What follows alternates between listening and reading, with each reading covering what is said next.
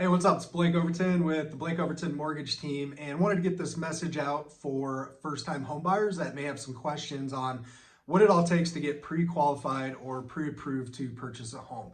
Those are two different things, by the way. We'll talk about that in another video. But up front, there are some main components that we need to have in order before you are considering writing an offer on a potential property that you want to purchase. So first and foremost, my approach is to figure out what your budget is. So we need to figure out what your budget is to know what purchase price that's going to be, and the only way we can do that is to know what your budget is and to know how much we're working with down payment and what type of loan program that we're going to be working with, etc. But there are a few main things that are a must no matter what, that need to be taken into consideration before you are issued that pre-qualification or pre-approval. So those three components are going to be taking a look at your work history or your income, making sure that it's a stable work history, and different loan programs require different things. So we need to make sure that we have a very good solid work history lined out for preferably the last 2 years. So we want to take a look at that. We need to look at income because the way that income is calculated could be different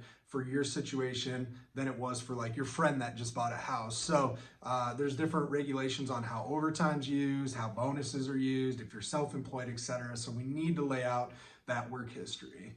The other thing that we are going to look at is the asset. So if you are putting some money down on the house, if the loan program requires it, then we need to source that money and where that's coming from. So you can't use cash that you have in a safe.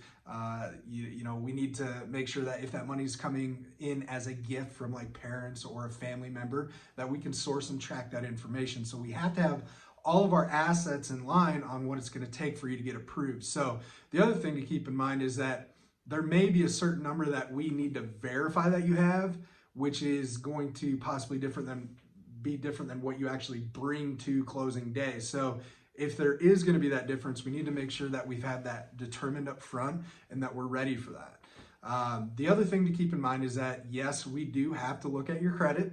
I get that question a lot, is do you have to pull my credit? And we do. It's very important that we get your credit so that we can pull in the liabilities, see exactly everything that's reporting on there, because it's not always just the score that's looked at. There could be an old account that's on there that maybe, let's say, is reporting negatively. Maybe you didn't even know it was out there, but we do need to look at all aspects on the credit history as well. So once we have all of that lined up, then in simple terms, we click a button. It's a little bit more than that, but we click a button and it goes through an automated system that gives us either a thumbs up, a thumbs down.